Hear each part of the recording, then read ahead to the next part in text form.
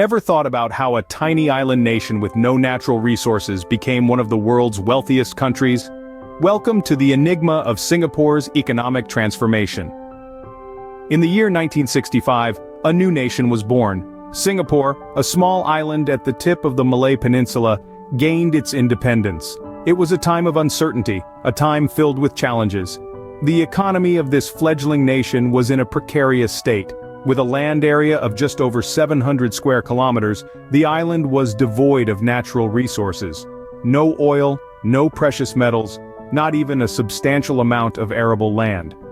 Just imagine an economy that relied heavily on entrepot trade, with the bustling port serving as the lifeblood of the nation. Yet, beneath this veneer of activity, the country grappled with an unemployment rate that was staggeringly high. The jobless rate hovered around 10%, a figure that painted a grim picture of the country's economic health. Couple this with a rapidly growing population, and you have a recipe for potential disaster. The pressure was on. The new government had to act, and act fast. They had to find a way to create jobs, to feed the people, and to build a nation from scratch. So, how do you turn a tiny fishing village into a global economic powerhouse? How do you transform an economy that is almost entirely dependent on trade into one that is diverse, resilient, and innovative? How do you tackle the twin challenges of unemployment and lack of resources? This was the daunting task that faced the leaders of Singapore. Yet, they were not deterred. They had a vision that was bold, audacious, and seemingly impossible. But as we now know, nothing is impossible for those who dare to dream. The story of Singapore's economic transformation is a testament to the power of vision, to the strength of leadership, and to the resilience of a people determined to shape their own destiny. A daunting situation, yet the leaders of Singapore had a vision that would transform this tiny fishing village into a global financial hub. Visionary leadership and strategic planning were at the heart of Singapore's economic revolution. Imagine a time when Singapore was a mere fishing village, its economy rudimentary and its prospects on the surface limited. But as the saying goes, in the heart of difficulty lies opportunity. And it was in this difficult reality that a grand vision was born. Enter Lee Kuan Yew, Singapore's first Prime Minister. From the beginning, he saw beyond the city's humble status. He saw a nation that could punch above its weight, that could compete on the global stage. He saw, in essence, a Singapore that could be so much more than just a fishing village. Lee's vision was not just about economic growth, but about a holistic development that took into account the most valuable resource Singapore had: its people. He emphasized the importance of developing human capital, of investing in education and skills training. He understood that for Singapore to thrive, its people needed to be equipped with the knowledge and skills necessary to drive the economy forward. But Lee Kuan Yew also knew that Singapore could not do it alone, and so he set his sights on attracting foreign investments.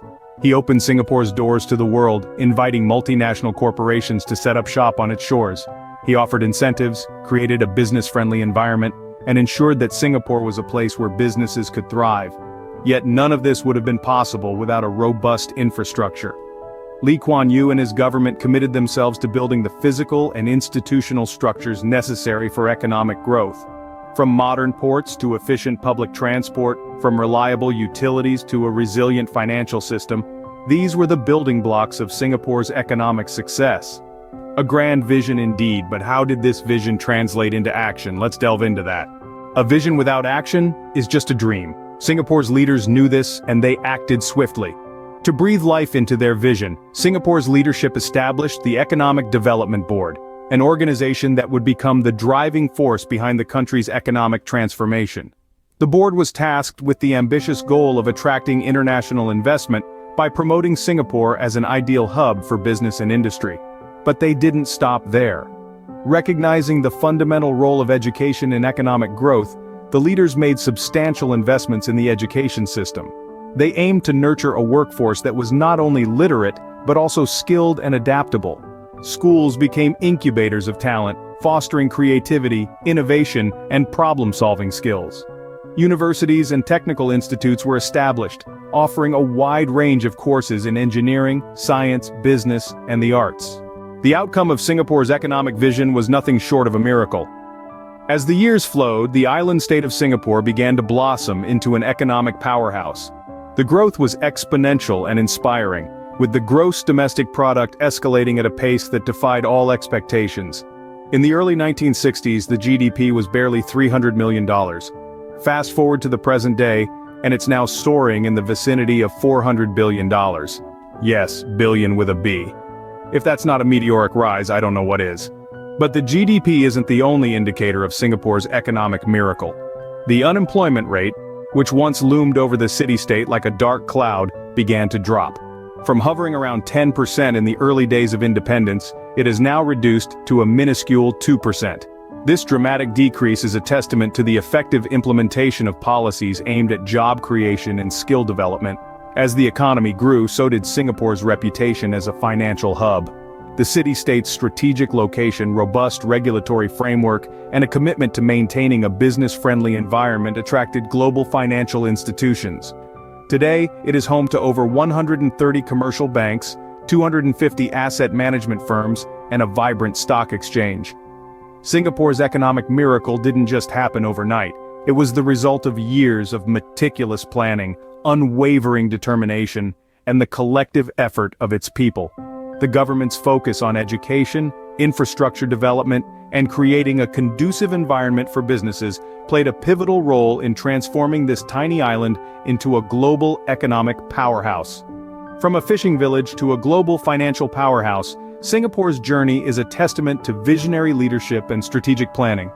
It's an economic miracle that serves as an inspiration to nations worldwide, reminding us all that with the right vision, action, and tenacity, even the smallest of entities can make a big impact. So, what can we learn from Singapore's economic success? Indeed, the journey of Singapore from a humble fishing village to a thriving financial hub is a testament to the power of visionary leadership, strategic planning, human capital development, and a business-friendly environment. Firstly, the importance of visionary leadership cannot be overstated. Singapore's founding father, Lee Kuan Yew, had a clear vision for his nation. He saw beyond the present challenges and envisioned a prosperous future. His vision wasn't a mere pipe dream, but a calculated ambition backed by strategic planning. Strategic planning, our second takeaway, was the engine that propelled Singapore's economic transformation. The country's leaders didn't just dream big, they put their dreams into action. They meticulously planned every step of their economic journey, from investing in infrastructure to building a robust education system. Thirdly, Singapore's success story underscores the value of human capital development. The nation understood that its greatest resource was its people. Therefore, it invested heavily in education and skills training, creating a highly skilled and adaptable workforce that could drive economic growth. Lastly, Singapore's transformation into a global financial hub wouldn't have been possible without a business-friendly environment. The country created a conducive atmosphere for businesses with its stable political climate, low corruption, and efficient bureaucracy. This attracted multinational corporations and propelled economic growth. As we look at Singapore's economic transformation, we are reminded that with the right vision, strategic planning, and action, the impossible becomes possible. Not every country can replicate Singapore's success, but there are certainly lessons to be gleaned from its journey. So, let's take a leaf out of Singapore's economic playbook. Dream big, plan strategically, invest in people, and create a conducive environment for businesses. Thank you for joining us on this journey. If you found this video informative, do like, comment, and subscribe to Mr. Explainer. Until next time, keep exploring.